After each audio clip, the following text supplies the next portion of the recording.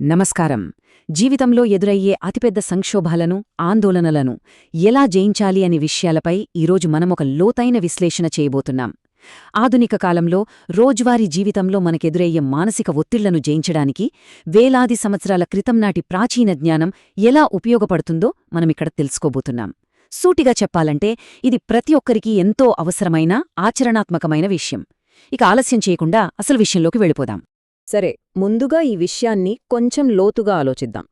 జీవితంలో అకస్మాత్తుగా ఏదైనా ఊహించని పెద్ద కష్టం వచ్చినప్పుడు, మనసుపై మోయలేనంత భారం పడినప్పుడు అసలు ఏం జరుగుతుంది?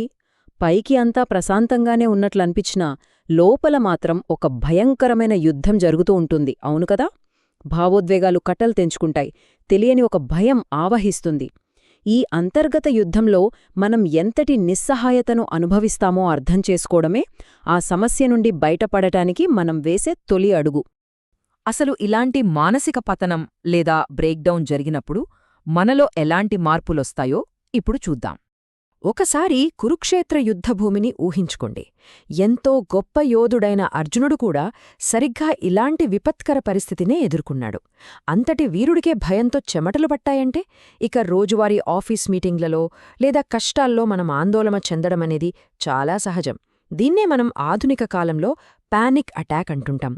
విపరీతమైన భయం వల్ల నోరు ఎండిపోతుంది, శరీరం వణుకుతుంది, మనసు గిరగిర తిరుగుతున్నట్లు అనిపిస్తుంది. ఈ బాధ, ఈ ఆందోళన శరీరంలోని బలాన్నంతా పీల్చేస్తాయి, కనీసం నిలబడలేని స్థితికి తీసుకువెళ్తాయి. గమనించాల్సిన విషయం ఏమిటంటే ఇది కేవలం శారీరక బలహీనత మాత్రమే కాదు, మనసు శరీరానికి పంపే ఒక బలహీన సంకేతం. ఇక్కడ నిజంగా ఆసక్తికరమైన విషయమేమిటంటే మన భౌతిక, మానసిక స్థితుల మధ్య ఉన్న ఈ అనుబంధాన్ని ప్రాచీన వచనాలు ఎంత ఖచ్చితంగా విశ్లేషించాయో చూడండి. విచారమనేది కేవలం మనసుకు సంబంధించిన భావన మాత్రమే కాదు. అది మనసు బలాన్ని ఎలా లాగేసుకుంటుందో, శారీరక కదలికలను ఎలా ఆపేస్తోందో ఇవి చాలా స్పష్టంగా నిర్ధారిస్తున్నాయి. చేతిలోంచి వస్తువులు పట్టుజారిపోవటం, చర్మం మండినట్లనిపించటం, ఇవన్నీ మనసు తన శక్తిని కోల్పోయిందనడానికి, ఆందోళన మన శరీరాన్ని పూర్తిగా తన నియంత్రణలోకి తీసుకుందనడానికి ప్రత్యక్ష నిదర్శనాలు. అయితే ఈ పరిస్థితిని ఎలా అర్థం చేసుకోవాలి? దీన్ని వివరించడానికి మన ఉపనిషత్తుల్లో ఒక అద్భుతమైన రూపకముంది. అదే ఆధ్యాత్మిక రథం. మన శరీరం, మనస్సు అసలు ఎలా పనిచేస్తాయో ఒక దృశ్యరూపంలో కళ్లకు కట్టినట్లు చెప్పే అద్భుతమైన ఉదాహరణిది. ఒకసారి ఈ ప్రతీకలను జాగ్రత్తగా గమనిద్దాం. ఇక్కడ రథం అనేది మన భౌతిక శరీరం. ఆ రథాన్ని నడిపే సారథి మన బుద్ధి, అంటే ఇంటలెక్ట్. సారథి చేతిలో ఉండే కళ్లమనేది మన మనస్సు. రథాన్ని ముందుకు లాగే ఆ గుర్రాలు మన 5 ఇంద్రియాలు. ఇక ఈ రథంలో ప్రశాంతంగా కూర్చున్న ప్రయాణికుడే మన నిజమైన స్వరూపం లేదా మన ఆత్మ. ఈ ప్రతీకలను గనక మనం బాగా గుర్తుంచుకుంటే మన జీవిత ప్రయాణంలో అసలు ఎవరు ఎవరిని నియంత్రిస్తున్నారో చాలా సులభంగా అర్థం చేసుకోవచ్చు. మరి సంక్షోభం తలెత్తినప్పుడు లోపల ఏం జరుగుతుంది? ఒకసారి ఈ పోలికను గమనించండి. సంక్షోభ సమయంలో మన బుద్ధి, అంటే ఆ సారథి, తన శక్తిని కోల్పోయి దాదాపు నిద్రపోతాడు. అప్పుడేమవుతుంది? మనస్సు అనే కళ్ళం పట్టు తప్పుతుంది. ఇక ఇంద్రియాలు అనే ఆ గుర్రాలు పూర్తిగా నియంత్రణ కోల్పోయి కోరికలు, పాత జ్ఞాపకాలు అనే వీధుల్లో ఇష్టమొచ్చినట్లు అత్యంత వేగంగా, గందరగోళంగా పరుగులు తీస్తాయి. లోపలంతా అల్లకల్లోలమైపోతుంది. అదే ఒక ఆదర్శ స్థితిలో అయితే బుద్ధి చాలా ప్రశాంతంగా, మెలకువగా ఉంటుంది. మనస్సు అనే కళ్ళాన్ని స్థిరంగా నియంత్రిస్తూ ఇంద్రియాలను సరైన మార్గంలో ఆ ప్రయాణికుడి లక్ష్యం వైపు ఎంతో నెమ్మదిగా, సురక్షితంగా నడిపిస్తుంది. ఈ ఆదర్శ స్థితిని చేరుకోవాలంటే మనం ఏం చెయ్యాలి? ఇక్కడే అంతర్గత విచక్షణను పెంపొందించుకోవడం చాలా కీలకం. ఆయోచనలు పక్కదోవ పట్టినప్పుడు తిరిగి నియంత్రణ సాధించడానికి మనం రోజూ ఆచరించాల్సిన 3 ముఖ్యమైన దశలు ఇవి. ముందుగా మన బుద్ధికి పదునుపెట్టి నిద్రపోతున్న ఆ సారథిని తట్టిలేపాలి. రెండవది, ఏకాగ్రత ద్వారా మనస్సును గట్టిగా అదుపులోకి తీసుకోవాలి, అంటే కళ్ళం గట్టిగా పట్టుకోవాలి. మూడవది, మన కళ్ళు, చెవులు లాంటి ఇంద్రియాలు ఎటువైపు వెళుతున్నాయో నిరంతరం గమనించి ఆ గుర్రాలకు సరైన దిశానిర్దేశం చెయ్యాలి. ఇలా క్రమం తప్పకుండా సాధన చెయ్యడం ద్వారా మాత్రమే ఎటుపడితేటు వెళ్లే మన ఆలోచనలను మనం ఒక దారిలోకి తీసుకురాగలం. దీనికి మన దైనందిన జీవితం నుండి ఒక చిన్న, చాలా సులభమైన ఉదాహరణ చూద్దాం. భావోద్వేగ తెలివితేటలు అంటే ఇమోషనల్ ఇంటెలిజెన్స్ ఎలా పనిచేస్తుందో ఇది చాలా చక్కగా వివరిస్తుంది. పాఠశాలలో ఒక చిన్న పిల్లాడు విపరీతమైన కోపంతో ఏడుస్తూ అరుస్తున్నాడు అనుకుందాం. అప్పుడు ఆ ఉపాధ్యాయుడు ఆ పిల్లాడి కోపానికి తానూ లోనైపోయి తిరిగి అరవడు కదా. దానికి బదులుగా ఆ భావోద్వేగానికి కాస్త సమయమిస్తూనే అందులో తాను కొట్టుకుపోకుండా ప్రశాంతంగా గమనిస్తాడు. మన భావోద్వేగాల విషయంలో కూడా మనం సరిగ్గా ఇలాగే వ్యవహరించాలి.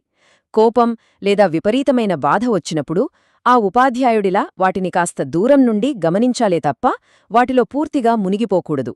మనసుకి తిరిగి ఇలా శిక్షణ ఇవ్వడం వెనుకున్న అంతిమ లక్ష్యం ఒకటే, అదే సమచిత్తాన్ని సాధించడం. సమచిత్తమంటే కష్టాలొచ్చినా సుఖాలొచ్చినా ఒకేలా స్థిరంగా ఉండటం. మన స్వార్థాన్ని అహాన్ని పక్కన పెట్టినప్పుడు మాత్రమే ఈ గొప్ప ప్రశాంతత సాధ్యమవుతుంది. గమనించండి, ఎప్పుడైతే మనసు మన బుద్ధికి లోబడి ఉంటుందో అప్పుడు అది మనకు ఒక మంచి మిత్రుడిగా సహాయపడుతుంది. అలా కానప్పుడు అది మన పాలిట అతిపెద్ద శత్రువుగా మారి నిరంతరం మనకు వ్యతిరేకంగానే పోరాడుతూ ఉంటుంది. అందుకే రోజువారీ నిర్ణయాల్లో స్వార్థం లేకుండా సమతుల్యంగా వ్యవహరించడమే దీనికి అత్యుత్తమ మార్గం.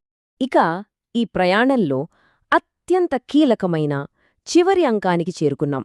అదే అహాన్ని లేదా ఈగోను వదులుకోవడం. మనలో ఎప్పుడూ ఉండే స్వార్థపూరితమైన కోరికలే నిరంతరం మనతో పోరాడే అసలైన అంతర్గత శత్రువులు. ఆ కోరికల స్థానంలో సంపూర్ణమైన శరణాగతి భావాన్ని నింపాలి. ఒకసారి ఆలోచించండి, ఈ రథం, దాన్ని నడిపే సారథి, ఆ గుర్రాలు ఇవన్నీ ఉన్నది కేవలం ఆ లోపల కూర్చున్న ప్రయాణికుడి కోసమే కదా. ఎప్పుడైతే మనం నేను అనే అహాన్ని వదిలేస్తామో అప్పుడు ఆ అంతర్గత ప్రయాణికుడు అంటే మన నిజమైన స్వరూపం మన జీవితాన్ని నడిపించడానికి తగిన అవకాశం, మార్గం సుగమమవుతాయి. అహాన్ని పక్కన పెట్టినప్పుడే నిజమైన అంతర్గత ప్రశాంతతకు దారి దొరుకుతుంది. ఇక్కడ మనం అర్థం చేసుకోవాల్సిన అత్యంత ముఖ్యమైన విషయం ఒకటుంది. ఈ సాధన చివరిలో మనకు దొరికే అద్భుతమైన స్పష్టత. ఎప్పుడైతే ఎలాంటి షరతులు లేకుండా మన అహాన్ని వదులుకుంటామో అప్పటిదాకా మనల్ని వేధించిన గందరగోళం, భయం పూర్తిగా మాయమైపోతాయి. కురుక్షేత్రంలో గీతాబోధ విన్న తర్వాత అర్జునుడిలో కలిగిన అతిపెద్ద మార్పు సరిగ్గా ఇదే. ఇది ఒక అద్భుతమైన సంపూర్ణమైన అంతర్గత విజయం. అహాన్ని పక్కనపెట్టి ఉన్నతమైన మార్గనిర్దేశానికి తనను తాను అప్పగించుకున్న ఆ క్షణంలో అతనికి సరైన ఆలోచన విధానం తిరిగి వచ్చింది. చివరగా ఈ విశ్లేషణను ముగించే ముందు మనందరం ఎప్పటికప్పుడు వేసుకోవాల్సిన ఒక అత్యంత ముఖ్యమైన ప్రశ్న ఉంది. మన దైనందిన జీవితంలో ప్రతి క్షణం మన ఇంద్రియాలు అనే గుర్రాలు ఎలాంటి నియంత్రణ లేకుండా ఇష్టమొచ్చినట్లు పరిగెడుతున్నాయా?